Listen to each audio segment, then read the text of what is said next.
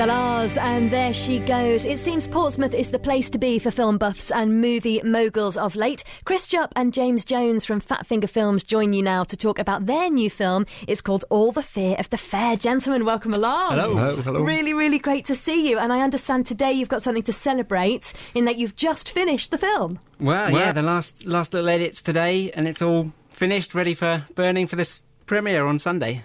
Polished, completely polished now. My goodness. Is that the thing that takes the longest, the finishing touches? Yeah, absolutely. Watching the film again and again to get, And noticing that last little tiny frame that's out, that when you've got it in, you just think, it's perfect. Wonderful. Tell us then a little bit about how All the Fear of the Fair came to be. Well, the building's in my area, and I've been in there a few times. It's an amazing building. And I always knew that it could be the best film set ever. And when I heard they were going to rip it to bits, I went in, approached the owner and said, please, can we film something in here? And he said, yep, go ahead. Which building is this? It's the Regal Palace in Buckland in Portsmouth. So you understood that it was going to be demolished, Yep. Is that right? And you thought, absolutely not, no way. No. I thought, before you do, please let me capture it in film. And to be honest with you, he's seen what we've done, and he's so pleased because we've catalogued it. We've made something for him that he'll be able to keep forever. Yeah, absolutely. And what was it about the venue that spoke to you? Well, it had one room completely filled up with fairground memorabilia, laughing clowns, dodgems, posters of the circus, and then the rest of it was a huge nightclub with murals of Alice in Wonderland. Everything you could imagine in a building was in that building. It had 13 years of accumulated dust, dirt, and just stuff. 13 years it was closed down for. So what was the reaction when you said to people, I'm going to go and film it there? Well, first of all, they said, oh, it's haunted. I said, no. I said, we've been in there, and we never saw any ghosts, but to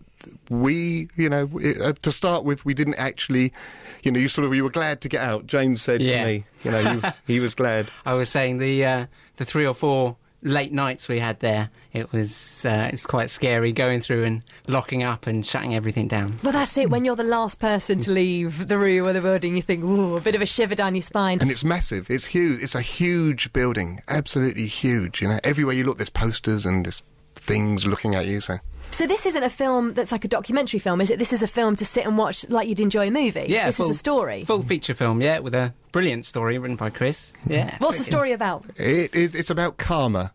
It's a guy, he's an unscrupulous property developer who promises an old guy that he will fulfil his dreams and he will build a youth club and fill it with all the stuff from the fairground after the fair's closed down following an accident. He goes back on his word, and obviously with karma there's a price to pay.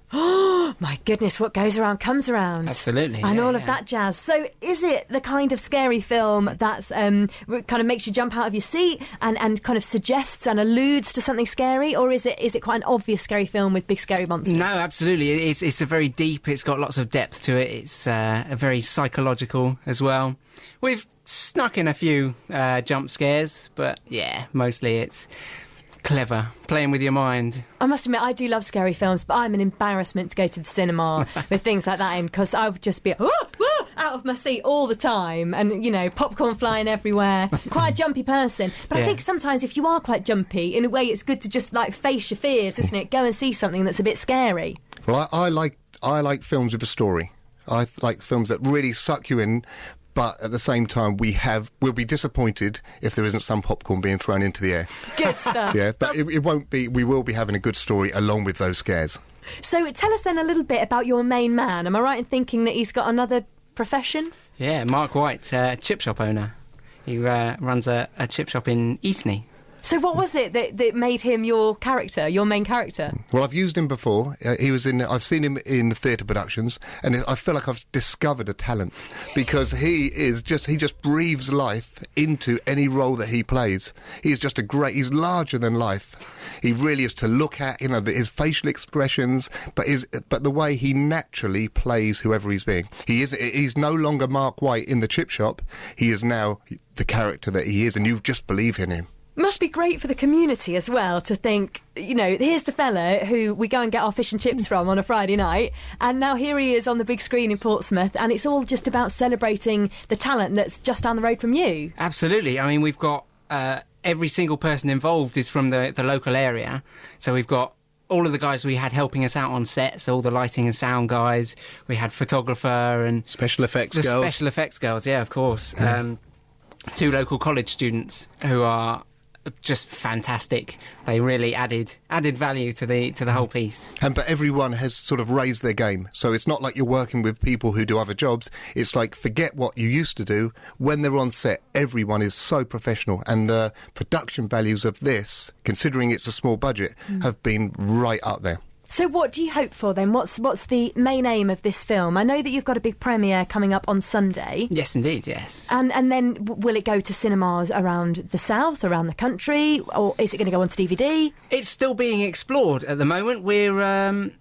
Unfortunately, we picked quite a bad time because Cannes Film Festival's on at the moment, so all of the guys we've spoken to are away for the next couple of months. Or a good time, because everyone's thinking about movies and the next big thing. Absolutely, yes. And then once they get back, we're very much open to discussion. We're also chatting to local independent cinemas as well, so we might have a couple of nights there locally. But yes, eventually DVD, I think. Excellent. Well, we're really hoping that loads of people in Portsmouth and the surrounding areas can come and see your film. Tell us a little bit about what's happening on Sunday.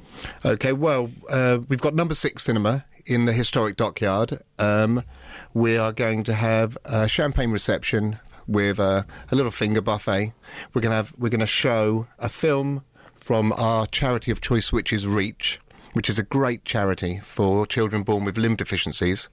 And then I'm going to have a quick introduction, and then the film is going to come on. So it's going to be an exciting time. And am I right in thinking that you're doing the full-on film premiere dress code? We are indeed. Black tie or smart if you don't have a tuxedo tucked away in your cupboard. Or if it doesn't fit, because you know, you don't wear them that often, do you? You do find that you put them on and think, oh, that's a bit tight. I have had a few people say that, you know, don't worry, I've been to the tailor, I've had it let out. Brilliant. Well, do you know what? I wish you the very best of luck with all the Fear of the Fair. I'll make sure all the details of the premiere go up on the Katie Martin Show Facebook page. If you're not online, though, you can always just pick up the phone and call 0845 30 30 961. Chris Jupp and James Jones from Fat Finger Films joining you on BBC Radio Solent. Gentlemen, well done. Thank you. And congratulations on finishing your film. Lovely. Thank you very much. Days. Thank you.